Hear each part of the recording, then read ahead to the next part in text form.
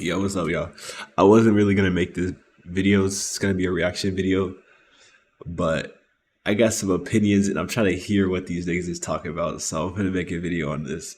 And basically, like, I would make my own version of this video, but at the time, I don't got like an editor and all that shit. You know what I'm saying? To do all that extra shit with the nice editing and stuff. So we're just gonna have to watch Kadro's video here. So I'm watching Kadro. He's talking about Welcome to another Worlds video. the world stuff, and I'm just gonna be saying my thoughts and shit like that. Most of it, I'm mostly watching this. Well, I guess for the playing teams, I guess I can hear their opinions about the teams and shit like that. And I mean, let's just try to enjoy the video, bro. So if you enjoy it, make sure you leave a like and subscribe and all that stuff. Thank you. Let's go. Where we're going to be breaking down all the play-ins teams. And when I say we, I mean a lot of guests that I've invited. Now, I haven't been covering any of the minor regions, but I brought along a load of experts who have, and they're going to introduce. See, I will actually watch that shit if you know what I'm saying? So leave a like and subscribe because I can watch all that stuff and I would give my own opinion and I can make my own type of video like this without having to do guests. But I can also do guests too if that's cool. It doesn't matter. I'm really watching his video for his editing because it seems like his editing is really good. So yeah. Use all of these teams that are participating in the play-ins that you might not know. Let's quickly run through the teams in the play-ins. We've got PSG and SHG from the APAC region, VKE and GAM from the VCS, Rainbow 7 from the LLA, and Pain Gaming from the CBLOL. There is, of course, Mad Lions from the LEC and the 100 Thieves from the LCS as well, but we'll be covering those teams in a later video. Let's start out with Molecule LOL, who's going to introduce us to a few of the PCS and VCS teams. Let's start with the PCS 1 seed, PSG Talon. This nigga's lame as fuck. Dominated PCS for its entire lifespan, winning 7 of the 8 PCS splits. As we move into 2025 with the combined APAC League, PSG want to sunset PCS in a winning fashion and go deeper than they ever have been before. The team is built around the best 3 players in PCS, Junjia, Betty, and Maple in that order. The auxiliary positions are filled with the best in class too, with Ozzy and Woody having their best year yet. They dominated the PCS, having auto-winning mid and bot with better players, but then they used Junjia's far superior pathing and early reuse to unlock top, netting them 3 winning lanes almost every game. What the fuck? They play a style where they apply a lot of pressure onto the enemies, What am I allowing Junjia to evade and build ridiculous farming numbers. So much that he is actually third globally for CS per minute and number 1 of the world's competing junglers. This style forces enemies into making plays, and PSG look to cross-map and grow their leads through the map instead of fighting for nothing. Maple is the key in all of this though, as PSG are often in 4-1 map splits, with Maple on side striking the enemy and threatening their sides as much as possible. Their strengths have made them formidable, but have conversely made them overconfident, where they take fights without numbers and die for nothing. A key area I would look to expose is they found a lot of issues with DCG in the PCS regular season. They made games an absolute fiesta with wacky drafts and very volatile early games. This is potentially the last event we see the 5 players playing together, as Maple has flirted with retirement before, and the other teams are trying to snatch their players. Junjia is by far the best player on the team, and the big name to look out for, but I would say to watch for Ozzy, as he plays a lot of counter picks and is often quite bad at them, which makes for excellent entertainment. With the meta shifting away from AD carry mids, this actually makes Maple more of a factor, as he is excellent on things like Nico and Talia, but this could come at the expense of Junjia having to pick less resource-heavy junglers like J4 or Vi. This team is by far the biggest hope for a deep Worlds run coming from APAC, and failing to make Swiss would result in heads rolling. They are the best team in play-ins by far. Thank you, Molecule, for that breakdown on PSG. Here's his breakdown on Vikings Esports as well. Vikings Esports, a new organization. I'm trying to make a video, by famous world finalist and LPL jungler SOFM. This team on paper is Omega stacked. They have the best in role for mid, AD, and support, with a strong young jungler and a very raw rookie. They hand stiff everyone in the league, explode games with 2v2 kills, and in most series, they generate ridiculous gold leads at 15, they average the most drakes, they average the most turret plays in VCS, they just take over games. The strengths they have is that they have insanely good players in most roles. And Kati especially, he played AD carry mids better than anyone in VCS, while Shogun in the bot lane is one of the people who's able to pick up on meta picks much faster than the rest of the world. You may just saw Ziggs took over LCK in the last few weeks. Well, actually, Shogun's been playing this all summer. Heck, he was even on the Neela before teams like T1 tried it unsuccessfully. with mages potentially on the Yo, what if he just T1 tried it unsuccessfully? What is this nigga saying? Niggas trying to dick right hate. Like, these niggas not beating T1, so what is you me horizon writing for for? mid lane, Like, that's actually a good signal for Kati, where his what the speciality fuck? is control mages, such as Syndra and Victor. Their weakness is very clear, but potentially overstated, with Nanoe in the top lane, who vs GAM got massively abused and posted scorelines looking like the Shy in World Finals.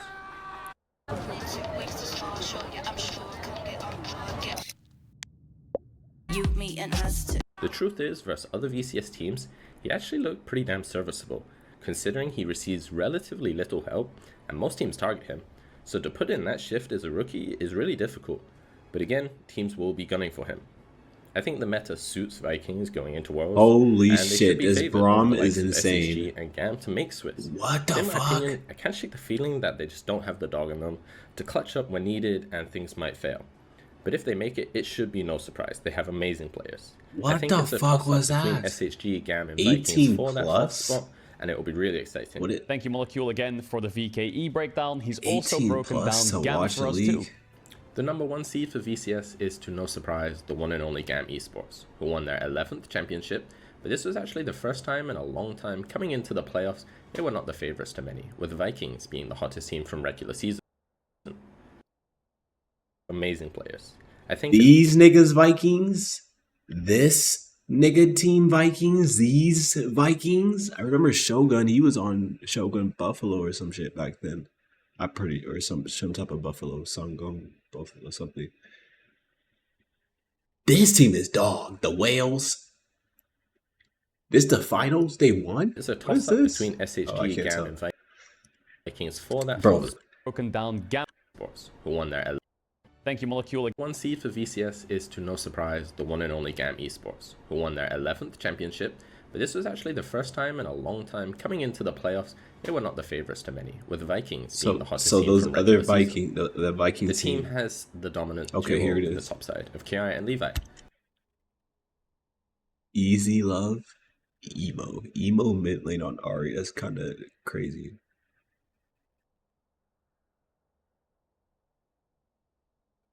But their supporting cast really stepped up.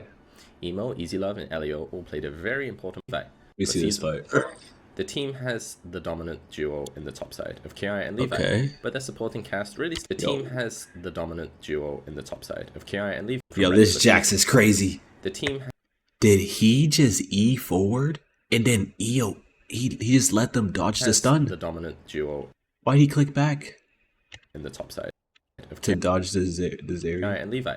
But their supporting cast really stepped Buddy, up. you're dead anyways, Emo, Easy buddy. Love, and Elio all played a And then very he flashes as well. This shit is important hilarious. part in this summer's run. Really stepped up. Emo, Easy Love, and Elio all played a very important part in this summer's run.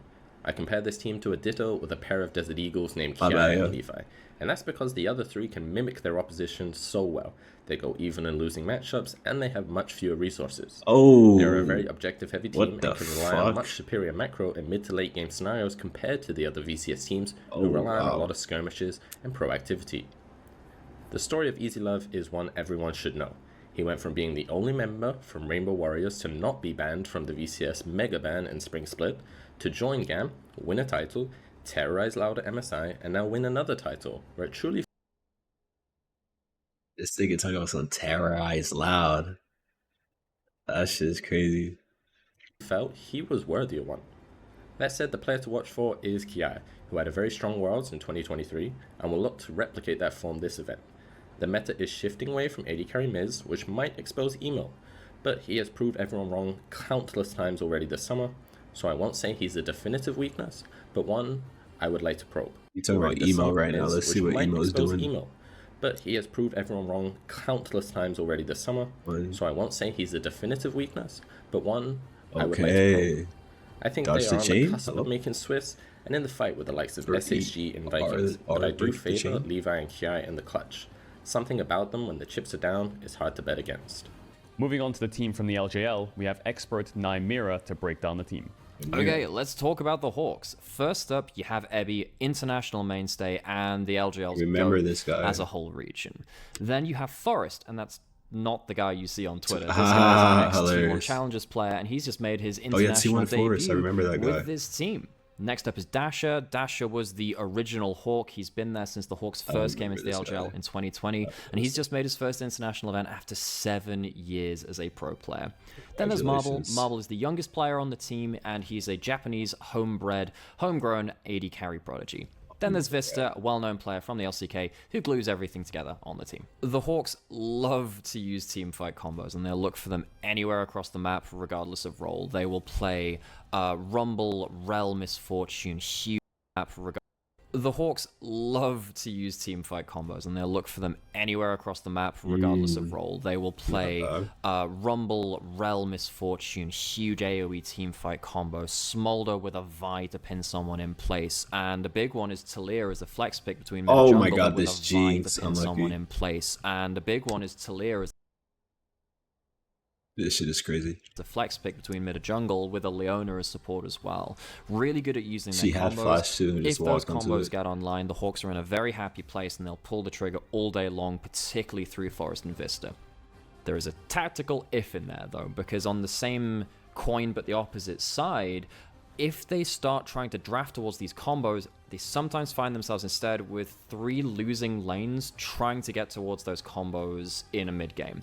And they don't always get to them, especially against higher level opponents. So what can often happen is they find themselves with 3 losing lanes, they pull the trigger, they overextend, and they lose the game off of them. Particularly when you have players like Vista and Forest who are very eager to go in, they can sometimes get a bit streaky, fall behind, and just overengage. Yeah, Vista doesn't know what he's So doing. when it comes to players to watch for this, I think first up you have to talk about Forest. As we said, ex-T1 Challengers player, and he is such a firecracker. This guy is so incredible, whether he's on engaged champions like Sejuani, Vi, Maokai. He can be that go button, very aggressively start the combo off. He can also flex into being a carry or a combo champion, which can benefit from that too. Zyra. Stuff like Talir is a specialty pick of him in jungle too, where he can combo up to other people's engages.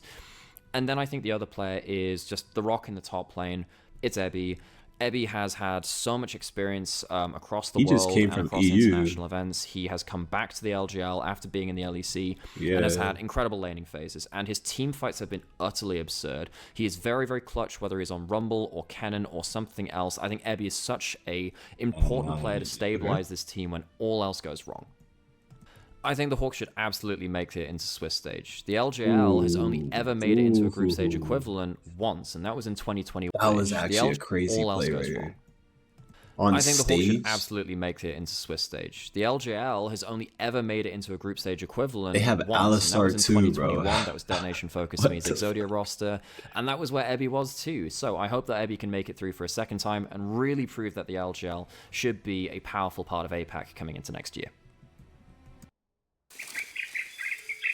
Where are we? The home of the legendary sense of the old... To break down the team from the LLA, Movistar Rainbow 7, we've got Professor Andres. Hey guys, this is Prof. Andres. I'm a caster for Liga Latinoamérica LA, and I'm going to tell you why Movistar Rainbow 7 will make it to the Swiss stage. Now, starting with the roster, we have... Yeah, wait. Okay. Summit in the top lane. Most of you guys already know him.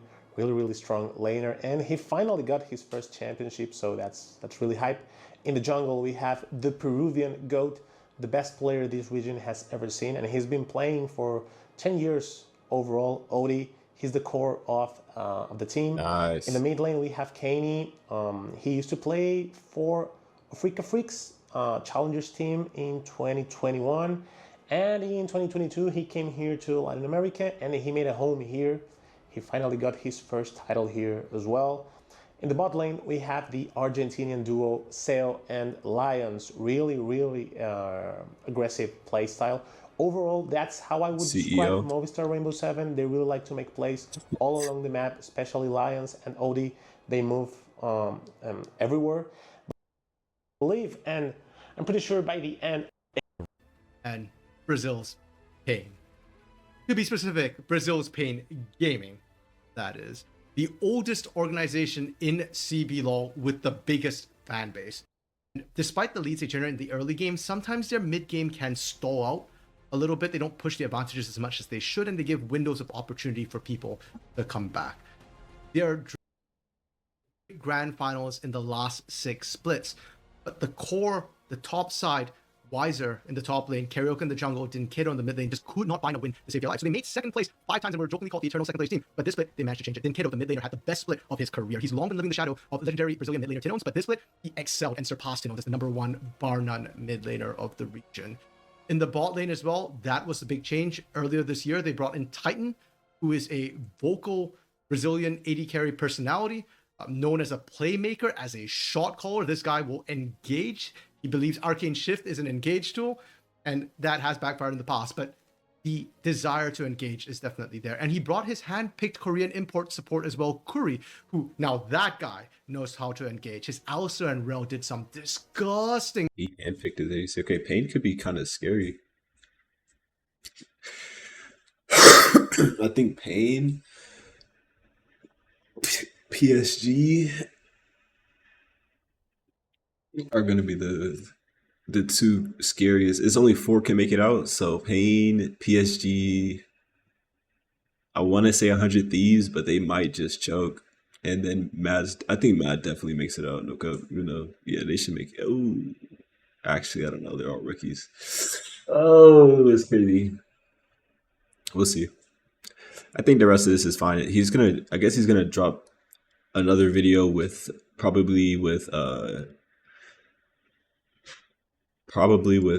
he's gonna probably drop a video with what's this called? I Will Dominate and him, and then probably maybe someone else, and they're gonna do North America and EU. Oh, Yamato probably just do the trio like that or something. For 100 Thieves and Mad Lions. It low-key could just be what's his name though. Anyways, thanks for watching, you guys.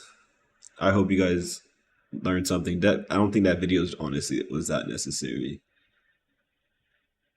I mean, he's just milking content, I guess. There you go. I'm doing it too. Hey, fuck it. Like, subscribe.